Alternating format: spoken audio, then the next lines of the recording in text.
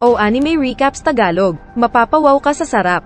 Nax, isang lalaki na nagngangalang Taro ang kinatatakutan ng ilang mga kalahi ni John Wick. Dahil ang boy labo na ito ang pinakamagaling na killer sa buong mundo. Walang hirap niyang pinagpapatay ang iba pang mga dearmas na mga lalaki, gamit ang tali at mga kutsilyo. At nagagawa pa ng ating bida na makaiwas sa mga bala, saka bumabawi din ng pagputok sa mga kalaban niya na panay headshot.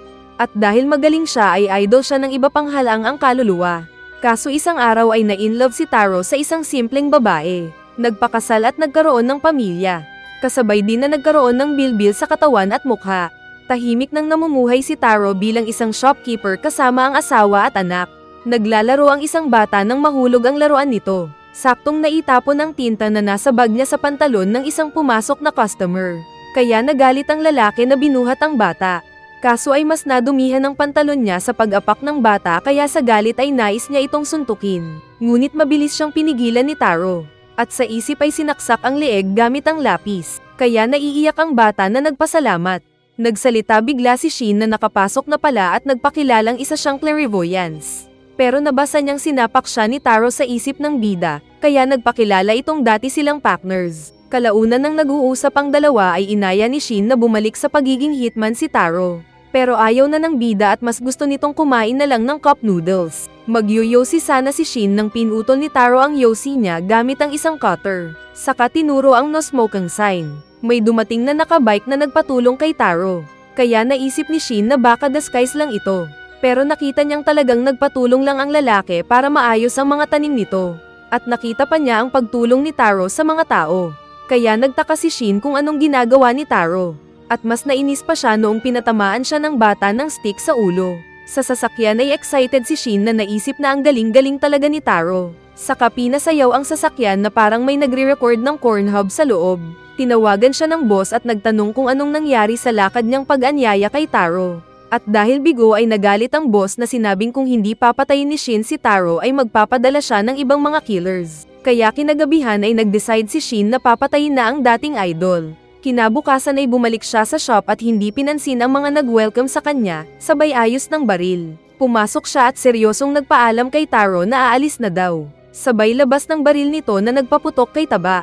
Pero may candy si Taro na idinure pa sa lubong sa bala kaya nagminti si Shin sa target.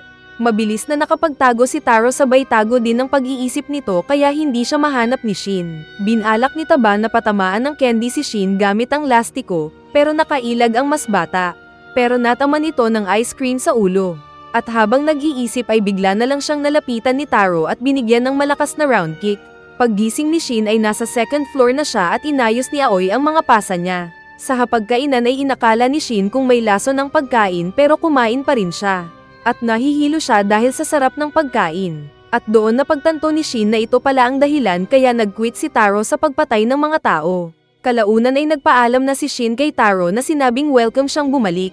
Sa base ng mga killer ay sinabi ni Shin na huwag na nilang patayin si Taro dahil naging mahalaga ito sa komunidad nila. Saka sinabing ibibigay ang buhay kapalit ng buhay ni Taro at tinutukan ang sarili. Kunwari pumayag ang boss na mukhang palaging puyat. Pero sa isip nito ay papatayin si Taro kapag patay na si Shin. Ngunit nabasa ni Shin ang utak niya kaya tinutukan ni Shin ang mga kalaban. Naririnig pala ito ni Taro sa shop. Kaya inilabas niya ang sekretong astig na vault na punong-puno ng mga malalakas na baril. Pero ang pinili lang niya ay teaser gun. Sa base ng kalaban ay busy si Shin sa pakikipaglaban para sa buhay. Binalak siyang barilin ng isang K-pop. Pero tinalon lang siya ni Shin at ginamitan ng scissor legs kaya bagsak ang lalaki. May isang nagpaputok ng kanyan kay Shin pero nakaiwas pa rin si Shin. Sinabi ng boss nila na psychic si Shin at nakakabasa ng utak kaya huwag nila itong lapitan. May ilan pang napatay si Shin pero malapit na siyang maubusan ng bala. At malas niya dahil sa dami ng kalaban ay nataman ang legs niya at napaluhod sa lupa. Tinutukan na siya ng mga kalaban. At nang inakala niyang patay na siya ay biglang dumating si Taro at kinuryente ang mga kalaban. Gumamit pa ito ng mga chopsticks at sinangga ang ilang mga bala. Saka din itinapon at pinagbubugbog ang mga walang laban na extra. Gamit pa rin ng chopsticks ay tigok din ang dalawa pa. Naglambitin siya at sinipa ang iba. Saka din itinali at parang papel na tinapon sa basurahan. Sinira niya ang baril ng isa at ginawa itong bungal-bungal ang ngipin. Nag-utos ang boss na sabay silang umatake kaya pinagbabaril nila si Taro. Ngunit para itong Naruto na umilag sa mga bala at sinira ang baril. Saka din pinagregla ang mga kalaban na bumagsak sa lupa. Nagtanong ang napabilib na Shin kung paano siya nahanap ni Taro. Kaya ipinakita ni Taro ang tracker na kinabit nito sa baril ni Shin. Magpapalam sana si Shin pero tinapunan siya ni Taba ng apron. Saka ito ni-recruit na magtrabaho sa kanya para makapagbayad ng utang. Kaya sumama si Shin kay Taba at nagbantay nga sila ng shop. Gamit ang psychic power ay alam na agad ni Shin kung anong hinahanap ng mga customer. Nagtanong ang isang bata kung anong dati na trabaho ni Shin. Pero binalaan siya ni Taro na huwag umamin. Masaya si Shin na pinupuri si Sakamoto dahil sa pagliligtas nito sa kanya. Pero nasabi kasi nito ng malakas at kasama pala nila doon si Aoi na asawa ni Taba. Nagalit si Aoi na pinagbantaan ang nabahag ang buntot na Taro at sinabing iiwan niya ito kung muli itong bumalik sa pagpatay. Kaya nangako ulit si Taro na hindi niya lalabagin ang kanilang family rules. Pag-alis ng babae ay pinatay ni Taro si Shin sa utak nito, na nabasa naman ng nalintikan na psychic. Maingay kasi. Kalaunan ay nagpunta sila ng bayan para bumili ng siopaw. At nabasa ni Shin na ginagawa ito ni Taro araw-araw para sa pamilya. Walang ano-ano ay isang babae ang biglang tumalon mula sa isang bintana. At sakto pang nahulog kay Taro. Kaya nasira ang siopaw na binili nila na kinalungkot ni Taba. May mga dumating na lalaki na hinahabol ang babae. Pero nanlaban ng babae na sinipa ang naunang umatake. Pinalibutan siya ng 3 pa, pero sinipa lang niya ang 2 nauna. Saka itinapon ang pangatlo sa basurahan. Ngunit nahuli siya ng boss na manyak at hinawakan. At sasaksakin na sana siya ng 2 kasama. Pero nakialam na si Taro na sinira ang kutsilyo gamit ang tong, saka sinuntok ang isang kalaban. Agad ding hinampes ni Shin ang kalbo kaya nakalaya ang babae. At sinipa nito ang pangatlong maton na binalak bumaril saka din pinatulog gamit ang kung fu. May dumating pang mas maraming gangster na may baril, kaya napilitan ang mga bida na tumakbo paalis dala-dala ang babae. Nag-report ang gangster sa boss nila na hindi daw nila nahuli ang babae. Kaya hinampas-hampas ito ng boss gamit ang pantukod. Aalis na sana ang gangster nang biglang matabas ang ulo nito. Saka pinulot pa ni Bako ang ulo na inipit ang bunganga para hindi makahinga. Pero sinabihan siya ng kasamang si Sonhee na huwag paglaruan ang mga patay. Sinabi ng 2 ulol na huhulihin nila ang babae para sa boss kapalit ng pagpatay nila sa sino mang hahadlang sa kanila. Habang nagpatalon-talon ang mga bida kasama si Lu Xiaotang ay sinabi ng babae na nais kunin ng mga siga ang isang susi na hawak niya. Nagkwento pa ang babae patungkol sa nakaraan noong inatake sila ng kalaban ng pamilya pero pinatakas siya ng mga magulang. Nagpaalam ang babae na nagpasalamat. Pero tumigil ito nang nagtanong si Taro kung marunong bang gumawa ng siopaw si Lu Xiaotang. Dahil balak niyang kunin itong empleyado. Biglang dumating ang mga kalaban at isa sa kanila ang sinipa ang matabang mukha ni Taro, at naitapon ang bida. Sinabi ni Lu Xiaotang na mga asasin ang mga kalaban at magkapatid ang mga ito. Marami na silang pinatay kahit piso lang ang bayad dahil mahal na mahal nila ang kanilang mga trabaho. Wow, sana all! Umatake ng suntok si Shin pero sinanggalang ito ni Sonhee. Pero sinabi ni Shin na hindi papatay si Taro at walang laban ang 2 kalaban sa dating legendary killer na Boss Taba. Binalak tabasin ng assassin na Mr. Clean si Lu Xiaotang. Pero bigla siyang sinuntok ng bumalik na Taro. At bagsak sa sahig ang kalbo. At diretso silang nahulog sa ilalim ng sahig. Pero buhay pa rin silang lahat na parang nag-elevator lang pababa. Nasiyahan ang 2 assassin dahil malakas ang kaharap. Saka sinabi kay Lu Xiaotang na ibigay nito ang susi kapalit ng maganda at mabilis na kamatayan. Sinabi pa ng 2 na pinatay din nila ang mga magulang ni Lu Xiaotang, kaya nagalit ang babae na aatake. Mabuti na lang at hinila siya pabalik ni Taro pero malungkot ang babae.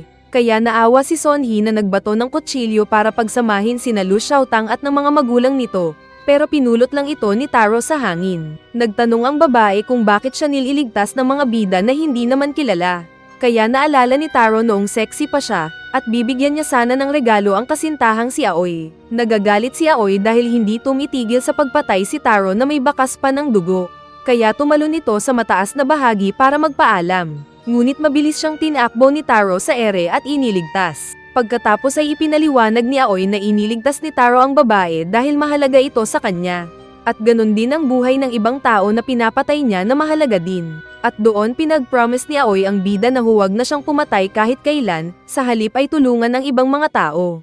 Naiiyak si Shin na nakabasa nito. Pero sinabi ni Taro na killing machine sila. Kaya pag-atake ng 2 manyak na magkapatid ay mabilis nilang inilagan ang pag-atake ng mga ito. Muling sinalulang ni Taro ang mga kutsilyo ni Sonhee, kaya sinabi ni Sonhee sa kapatid na gamitin nila ang special technique at inatake ng sabay si Taro. Pero ayos lang si Taro na binigyan ni Shin ng band-aid. Kaya nagtaka ang mga kalaban kung paano nakaligtas si Taro lalo na at mataba ito. Muli binalak ng dalawang pangit na gumamit ng teknik. Pero hinampes ni Taro ang kalbo gamit ang isang kaserola. Umatake si Sonhee pero sinira ni Taro ang armas gamit ang palayok. Binalak ni Sonhee na pagbalingan si Lu Xiaotang sabay atake. Ngunit sinakaw siya ni Shin saka tinapon sa sasahig. At agad pa siyang pinitpit ni Taro gamit ang isang metal na mesa. Napatanong ang babae kung sino ang dalawa. Kaya sinabi ng mga ito na mga shopkeeper lang sila. Kalaunan pa ay dinala nila ang dalawang assassin sa bahay ng boss na nagulat. Tinutukan ito ni Lu Xiaotang sa leeg kaya nagmakaawa ang kalaban na gagawin ang lahat para pindutin ang like button ng video na ito. Pinagsusuntok ni Lu Xiaotang ang nagkabukol-bukol na mukha ng kalaban. Sinabi ni Shin na kulang pa ito at tutulong siya. Ngunit muli siyang pinatay ni Taro sa isip nito na kinalintik ulit ni Shin. Ipinaliwanag ni Lu Xiaotang na inutusan siya ng mga magulang maging masaya at huwag pumatay. Pagbukas nila ng vault gamit ang susi ng babae ay nakita nila ang maraming kayamanan ng pamilya ni Lu Xiaotang. Nakita nila ang sulat ng mga magulang ng babae kalakip ng isang pinakamasarap na sake.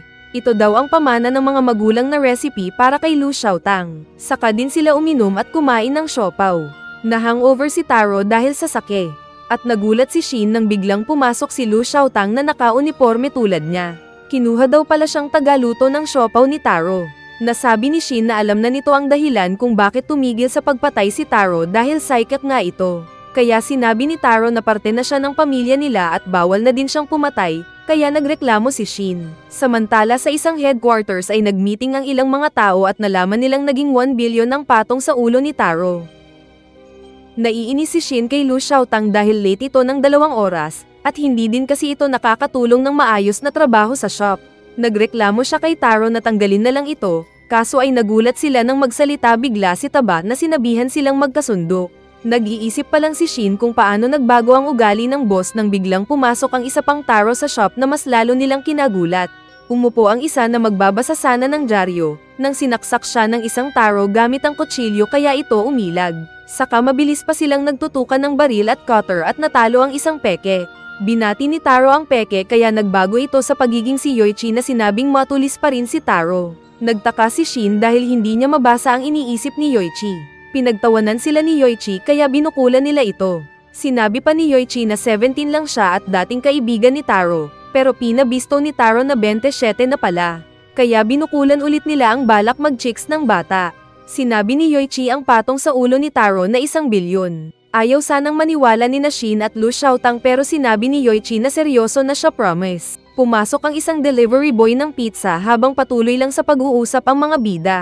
Pero killer pala ito na habol ang patong sa ulo ni Taro. Nabasa naman kaagad ni Shin ang utak ng killer, pero nakalapit na ang killer sa likod ni Yoichi at pinagbantaan ang buhay ni Yoichi kung hindi sisuko si Taro. Pero walang paki sina Taro at Lu Xiaotang na kumakain ng pizza. Saka nagawa pang bigla ni Yoichi na magpunta sa likod ng assassin at masakal ito hanggang mawalan ng malay. Nagtanong si Yoichi kung bakit hindi na pumapatay si Taro. Pero wala daw siyang koneksyon sa patong sa ulo ni Taro. Saka nito binuhat ang walang malay na assassin at nagpaalam. Ngunit hindi alam ng mga bida na pinagmamasdan na pala sila ng ilang mga killer.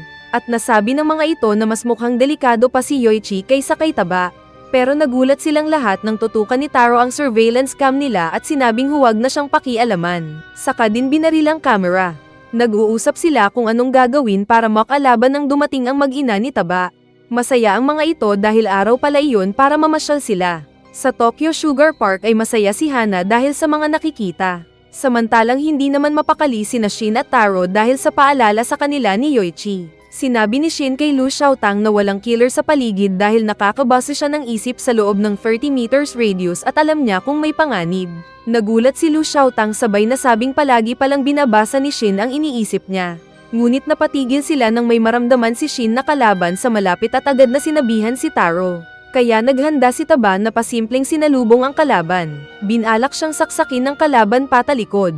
Ngunit mas mabilis si Taro na sinaksak ng ballpen ang dibdib ng janitor. Saka agad din itong tinapon ni Shin at Lu Xiaotang kaya hindi nabisto ni Aoi. Pero hindi pa rin sila ligtas dahil pinagmamasdan pala sila ng isa pang kalaban na nakaupo sa isang bangko. Alam din nito ang tungkol sa kakayahan ni Shin na magbasa ng isip. Kaya nagawa pa rin niyang malapitan si Shin. Sumakay sila ng isang merry-go, habang pinapakiramdaman ni Shin ang paligid. Akala niya naligtas ang paligid ngunit tinuro ni Lu Xiaotang si Tatsu na mukha daw halang ang kaluluwa dahil sa itsura.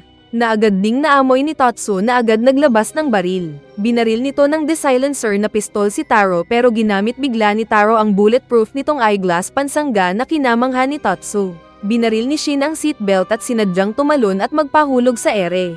At eksaktong damapo sa likuran ni Tatsu na agad din niyang sinira ang seatbelt at hinablot at magpahulog sa ere. Siniko siya ng kalaban kaya muntik pang mahulog si Shin. Umakyat si Shin at hinamon ng santukan ang kalaban. Muntik silang mabangga ng merry-go ngunit tumalon silang pareho at naligtas. Kaso ay sinabayan ng kalaban na magtapon ng kutsilyo kaya nasugat ang paa ni Shin. At may lason pa ito kaya mabilis nang hinana na paluhod at nabubulag si Shin. Sinabi ng Peking Hisoka na magkatulad lang sina Taro at Shin na nagkukunwari mga siga. Pero ang totoo ay mga talunan na ayaw amining natatakot mamatay. Pagdating ng merry-go ay muling sabay na tumalon ang dalawa. Pero mas mababa kay Shin dahil hinintay pala niyang maitulak siya ng merry-go palapit kay Tatsu. Nahuli ni Shin si Tatsu na sinabing na-excite kahit kaunti saka nagkasubukan silang dalawa. Naglabas ng kutsilyo si Tatsu na agad iniwasan ni Shin sabay nag-iisip ng paraan para manalo.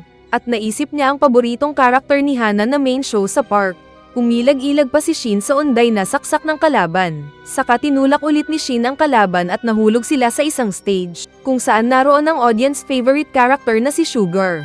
Nagalit ang isang Red Ranger actor sa pagsulpot ni Tatsu. Pero pinaalis na ito ni Shin na nag-disguise bilang mascot na si Sugar. Saka hinamon ng Peking Hisoka ng round 2 fight. Naglabas ng mga kutsilyo si Tatsu pero agad siyang nasuntok sa mukha. Saka nag-cheers pa ang mga viewers para sa mascot na paborito nila. Nagtaka si Tatsu dahil bulag na dapat si Shin ngunit nakakalaban pa.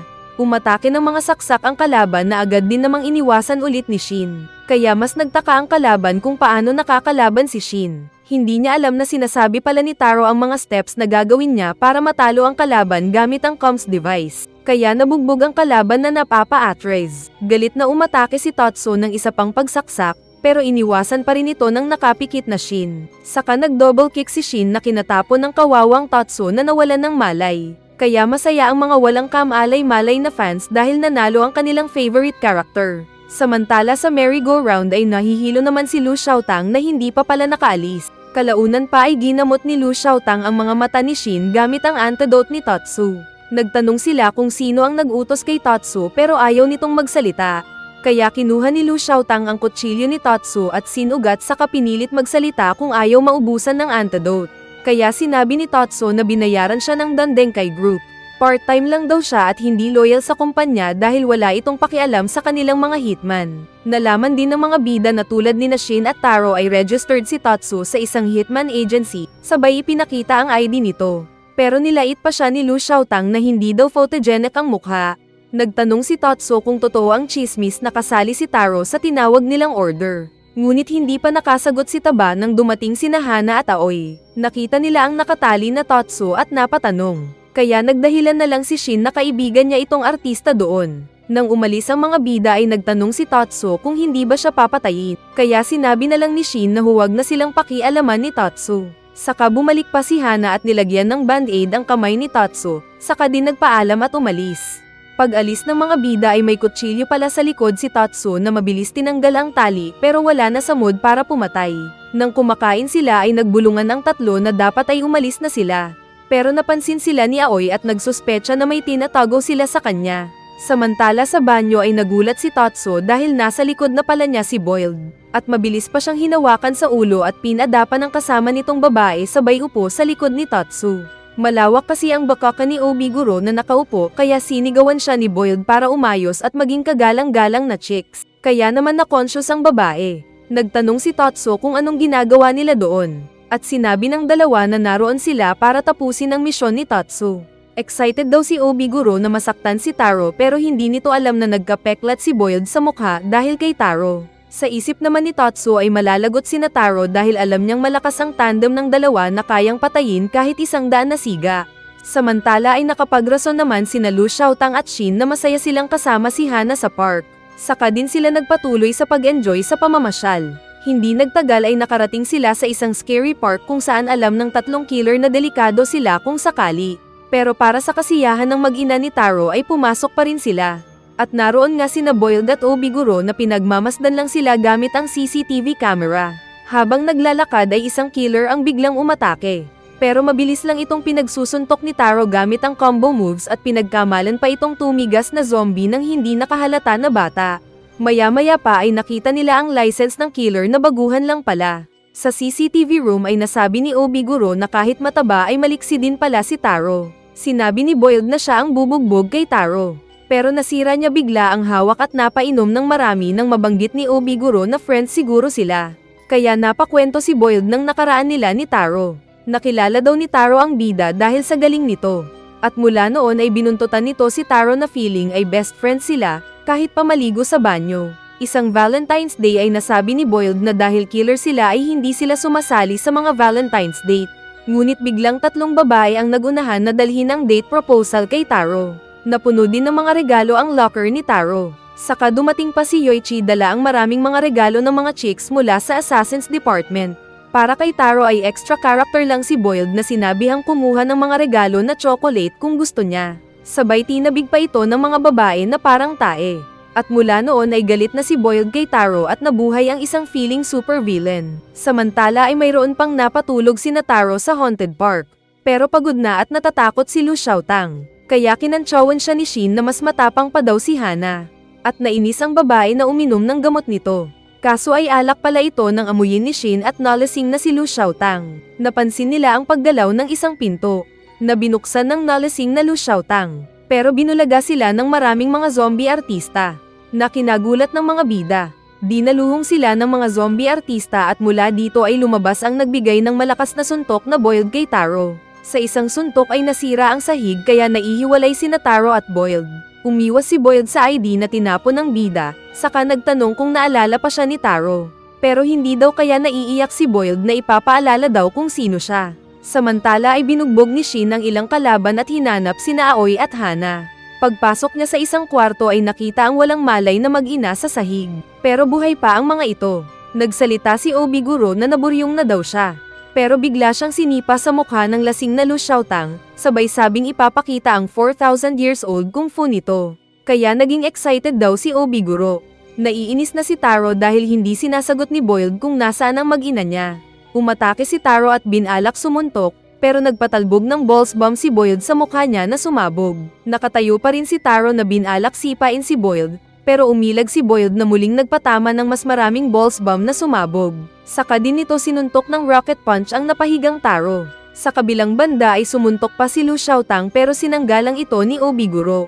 Saka winasiwas ang mas bata na mas lalong nahilo at natamba. Sa isang pitik ng daliri ni Obiguro ay nahuli ng mga tao niya si Shin, at mabilis na itinali sa isang torturing bed. Saka pinakitaan ng malaking chainsaw, kaya naiiyak sa takot ang kawawang Shin. Sinabi ni Obiguro na dapat siyang patamaan ni Lu Xiaotang kada 10 segundo para mailigtas si Shin. Ngunit naiiyak si Lu Xiaotang na humingi ng patawad dahil di niya kayang iligtas si Shin. Sa kabilang banda ay knockdown si Sakamoto. Muli itong tumayo para sumuntok ngunit pinasabog lang ulit ni Boiled. Saka ipinaalala ni Boiled ang tawag sa balls bomb nito at sa rocket punch nito. Kaya naalala ng bida ng kaharap nila noon ni Yoichi si Boiled at pinapasikat nito ang mga naimbentong armas. Muling bumangon si Taro na nakailag at nakasangga-sangga naman habang inaatake ni Boiled. Galit si Boiled dahil naging mataba at mahina ang idol nitong si Taro. Saka ginamit niya ang rocket power punch kay Sakamoto na naitapon ng malakas. Nagyosi pa si Boiled na inakalang patay na si Taro. Ngunit bigla niyang naramdaman na para siyang natusok ng mga espada sa katawan. Napalingon siya habang sinasabi ni Taro ang ingredients ng mga armas ni Boiled. Saka ipinakita ang sexing version ni Taro na nagsabing naalala na daw nito si Boiled. At ipapakita na daw nito ang tunay na lakas.